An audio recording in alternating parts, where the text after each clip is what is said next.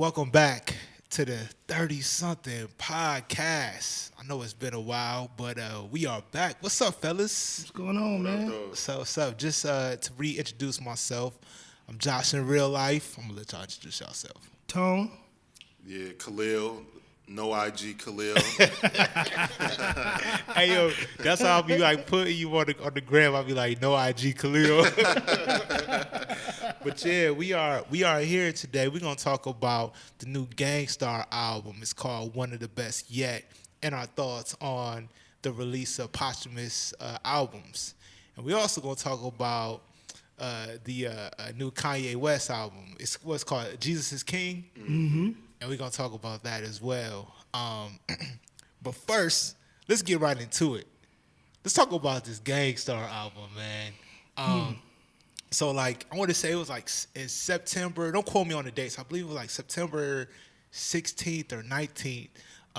djpremier, he put out a tweet. And he said, and I'm paraphrasing the tweet. I don't have it in front of me. But he said, I wonder what people would say if I release a new ... And like, the first thing I was thinking was, I was like, you can't tell me like after like 16 years that it's gonna be Gangstarr. You know what I'm saying? Yeah. But he did the ...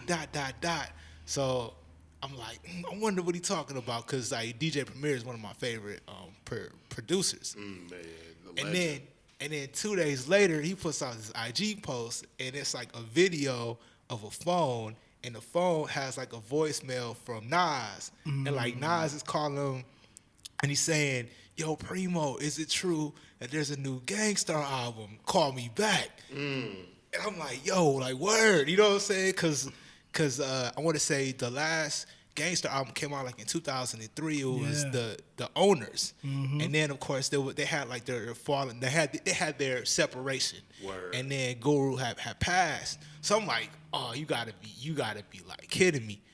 And then like 2 days later, they dropped that Family and Loyalty with J. Cole.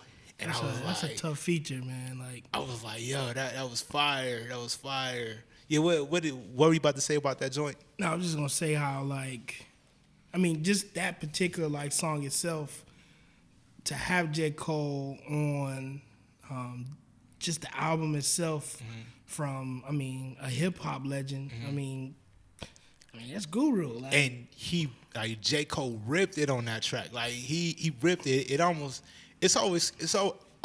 like the feature, because it's like sometimes like in basketball they always say, well, this player couldn't play in this era, you know, or this player, or like in my era things were different. So which is dope to hear. Like Guru, he recorded his verse like a long time ago, clearly. And then so you hear like an older school, verse that was recorded with a newer school artist, Right. and it meshed. You know what I'm saying? And with Cole's verse, because it definitely was a raw verse. He was actually given, because Hov, like J. Cole is Rock Nation, of course, right? And Hov and Primo, they go back.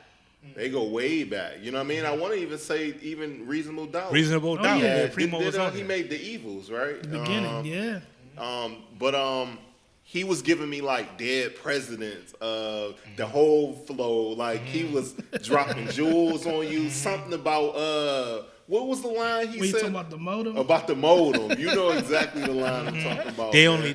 they only try me on modems or something like that. Yeah. I was like, man, Cole, man, he at it again. But nonetheless, it definitely was a great track. Yeah. How you eloquently stated the way that we know that this is an old verse, because rest in power to Guru. You know what I mean? Absolutely. Like he's no longer like with us in a physical form. Yeah. And the verse sounded like he was here. You know what I mean? Just here a week ago. You know what I mean? It was fire. So then fast forward, because I follow djpremier on Instagram. So then like I was like listening to his interviews, because he had an interview with, I believe it was DJ Enough on Hot 97. He was on Sways, and everybody was asking him like, "Hey, are you dropping? Is it an album or is it a single?" And Premier just kept saying, "It's just a single. It's just a single." But they were putting a lot of like energy into a song that was just a single. Right. So of course, they had put out the video, which was dope. Yeah, I haven't seen the video. I'm looking forward to actually checking that out. Yeah, the I know video's both of y'all dope. said you've seen it, so The video's dope. Yeah, I want to say in that same Hot 97 interview that I watched, I think that they mentioned something about he got a track or something with like ASAP Ferg or something like that. Did I hear that right? Yeah, I don't remember that one. You said Gangstarr and ASAP Ferg? Well, Primo. Okay, Primo. yeah. He had a verse from, because they were, I think, discussing like who's the different artists he rock with these days, and it was, it was interesting to even hear that. You know what I mean? Yeah. now, Josh, for you being like a DJ, you know what I'm saying? Oh man, It comes to I'm just saying when it comes to like when you heard, I guess, Gangstarr, and it's been a while. Yeah. So I guess what made you, excited per se, like set aside DJ Premier, but like that project itself from listening to it, like how did that make you feel? So I was excited because it was DJ Premier. He's like my favorite like artist of all time, and I call him an artist because he's a DJ and he produces. So and he creates. So like for me, like if there was anybody, and again I'm not putting myself in the same category as DJ Premier at all, but if there was any DJ that I could be like, it would be like DJ Premier, maybe like Jazzy Jeff. So like those are like the two DJs who I definitely like look up to the most. They got some amazing portfolios. So just to tough portfolios. So just to hear that, wait a minute, like Primo's gonna put out some work, and it's Gangstarr and it's Guru, it's like, wow, So then after they dropped that first single, then Primo put out their second song. It's called Bad Name. I'm not sure if y'all heard that one. What's the name of it again? It's called Bad Name, and it's just one verse from Guru and Primo scratching on it. It's fire. It's fire. It was fire. Hey, Primo scratched like a cat. He scratched like a lion and a tiger out there, man. Look, it's fire. So then when they put that out, then Primo said, "Okay, yeah, we're dropping like a full album." So you know what? And I'm glad that you brought up a question. You said like, "How did I feel?" And it kind of gave me a nostalgic feeling of like back in the day when an artist would say that they got an album coming out, and you were like anticipating it. So like I remember there was a time when like Jay-Z used to drop like every December. Like, it was like December. And then the album would drop in the summertime. Yeah, but it was something. I want to say like maybe Volume 3 had dropped in December or something. I don't know. I'm going back. But you look forward to it when those No Limit albums were dropping every 2 weeks. Like you look forward to it. So when Primo was saying, because with technology in today's time, like they don't give you that experience or that opportunity to like look forward to something because everything is a now. Yeah, you can go to sleep and wake up and Jay-Z dropped the album. You know what I'm saying? So that was cool. And then you listen to it and you're like, yeah, I played it for a week, and it's like, all right. So that's what was cool. So yesterday, well, this past Friday, Gangstarr put out the album. It's called One of the Best Yet. So we're gonna talk about it. I'm pulling up. I'm trying to pull up the track list now here. Okay. You want to go? You want to go first, or you want me to start? I'm gonna start. The intro was fire. It was just like recorded at a show at some time. They were just hyping. They were just like hyping the crowd up, and the crowd was just saying the concert feel. I think they were saying like Gangstarr has got to be the source. It was something. They were saying something, and like Primo was just playing like a medley of their songs. It was just like a good start. And then the song. And this is the intro. This is the intro. Okay. And then the song "Lights Out" comes on. That's the first track. And they have a song with MOP. And that song is they fire. had MOP on the joint? The song is fire. It sounds like And they I were really together also, recording I that. like that when I went through the whole album, Yeah. that you didn't see features on there. Nope. Like you really had to listen to it and say, oh, that's MOP. Boom. Yeah. Oh, that's J. Cole. Yeah. Like, So quick question on Yeah. that, because when I had seen that that the album was dropped, like this morning on the way to work, like usually on the way to work I'll go to Tidal and then play something or whatever. And I did see the album. I haven't gotten the chance to listen to it over the weekend. What I like to call it is taking it to the lab, meaning like getting in and just listen to it, really listen, delving deep into it. So I'm taking it to the lab this weekend. that's one thing I do appreciate about you, though, because, like, when you do listen to projects, like, you really put it, like, down, like, whatever you're doing, like, you really listen to it versus, like, oh, I'm going to just skip through some stuff. Like, no, you, like, play it from front to back to front. Like, Man, yeah, because you got to give it like a fair ear. You know what I mean? Like it's gonna be so much stuff on it. But what I was gonna say was, because y'all had told me J. Cole. Because remember, earlier before the podcast started, I was like, well, I didn't see J. Cole on it. It was like, nah, he on the album. So my question is about not seeing it. How I get like kind of like the surprise of it, but I guess I'm looking at it from like a writer's publishing credit point of view. oh, you're like, going to have to click each song to see what features on it, because it just says okay. it's just okay. the track and it just moves forward. But So, when you on the actual single on the album, it will have all of the credits. Yeah, on it'll Okay, it'll- okay, it'll- that makes it'll sense. tell you. It'll tell you. Well, I bring lights out to say that song is fire, and like Primo did a great job of making it sound like they recorded it together. So I guess some backstory, and I want to cite I believe it's the New York Post or the New York Times. I apologize if I'm using those papers interchangeably, but those vocals were recorded between 2005 and 2010 by DJ Solar, who Guru was working with at the time.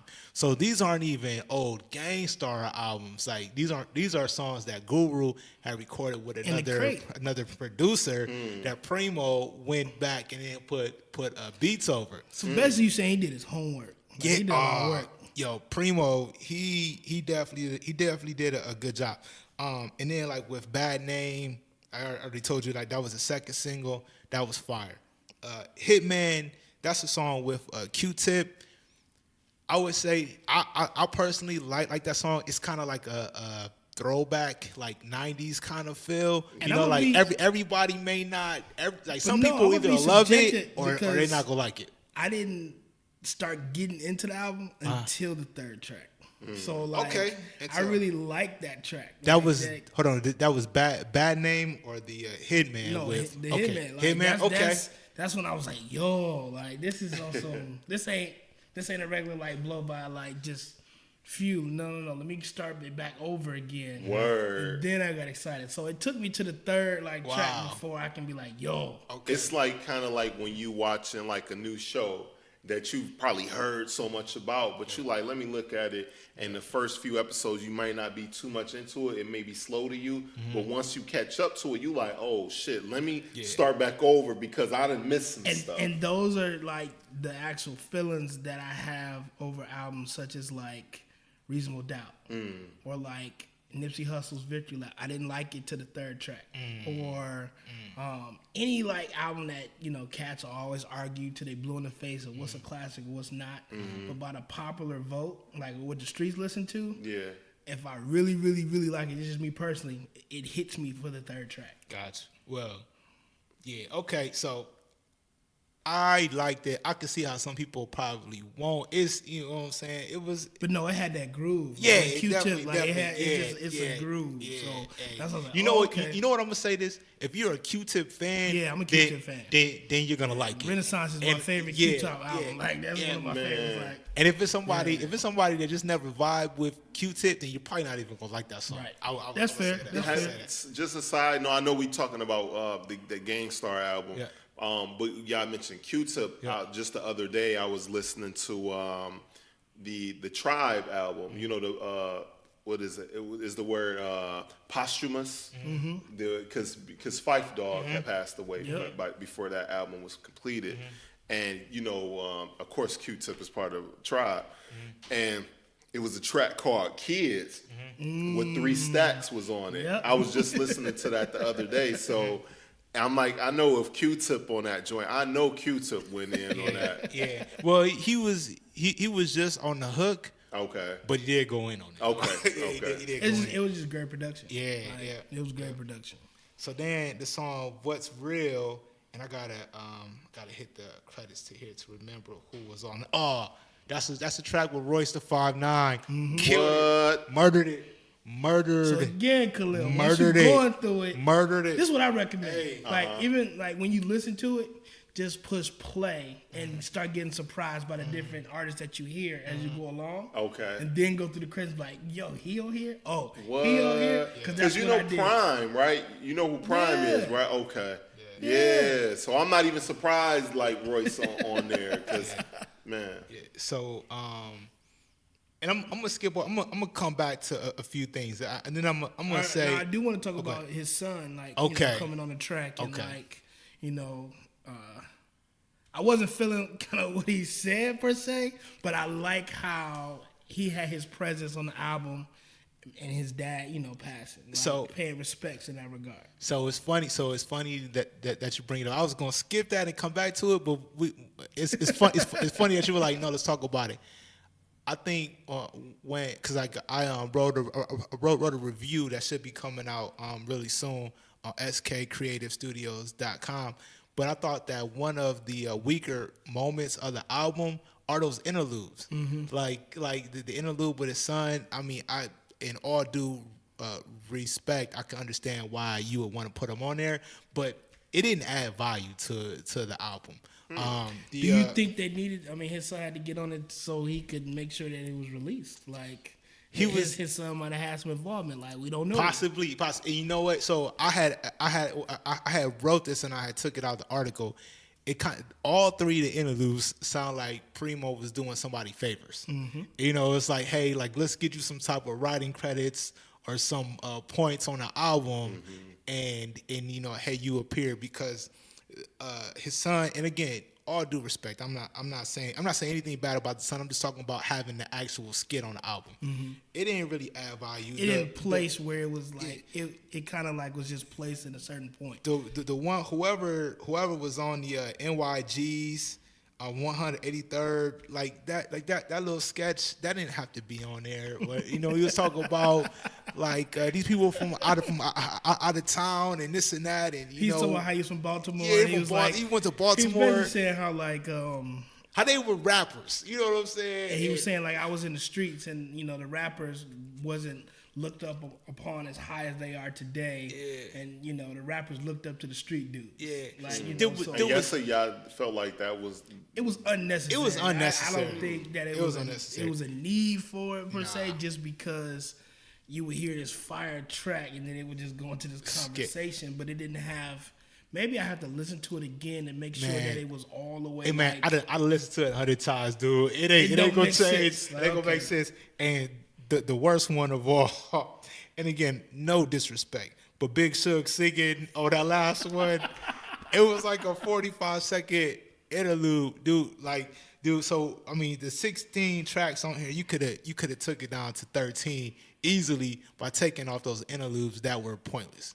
And I guess that goes to show, like, sometimes less is more. Like, that's always one thing that, one of the rules I live by. Sometimes less is more. So, but no, overall, though, like, real talk, like, from the review standpoint, like, I get an album. Hold on. It's a good listen. Hold on. We got to talk about the bad, though, too. There's some bad, man. I hate to do this, but it's an album. We going to rate the album like any other album. Is it business or art? Which one? Make sure this is the right one I'm talking about.